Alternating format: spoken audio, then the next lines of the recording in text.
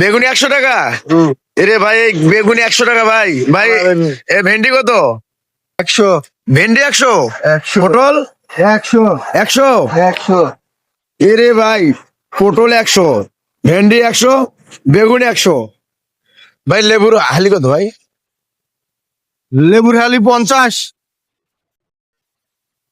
মাত্র 50। মাই গড। প্রিয় বন্ধুরা বাজার কি খাবেন দেখছেন?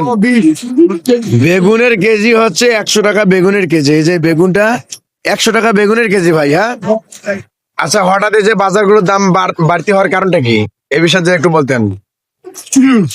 বর্তমানে বাজার দর বাড়ার একটাই কারণ, ডোনাল্ড ট্রাম্প। Donald Trump.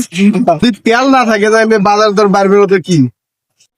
তেল যদি গাড়িতে না ভরা হয় তাহলে শিপমেন্ট আসবে, আর গাড়ি ঘোড়া তো চলবে না ঠিক মতো, মালটা আনতে পারবে না, গাড়ি ঘোড়া বন্ধ। অধিকাংশ গাড়ি ঘোড়া বন্ধ হয়ে গেছে তেলের কারণে। আর রাজন ভাইয়া বলতেছে ডোনাল্ড ট্রাম্পের কারণে আর কি সবকিছুর দামটা বাড়তি, যেহেতু মানে ওই দেশে যুদ্ধ লাগার কারণে আর কি আমাদের এখানে সংকটে পড়ে গেছে।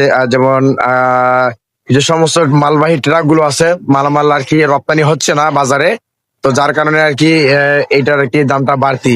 তো আমরা দোয়া করব যুদ্ধটার জন্য তাড়াতাড়ি থেমে যায়, আমরা যেন আবার স্বাভাবিকভাবে যেন আমরা বাজার খরচ ঠিক মতো খেতে পারি। তো সবাই ভিডিওটা শেয়ার করবেন। Thank you so much.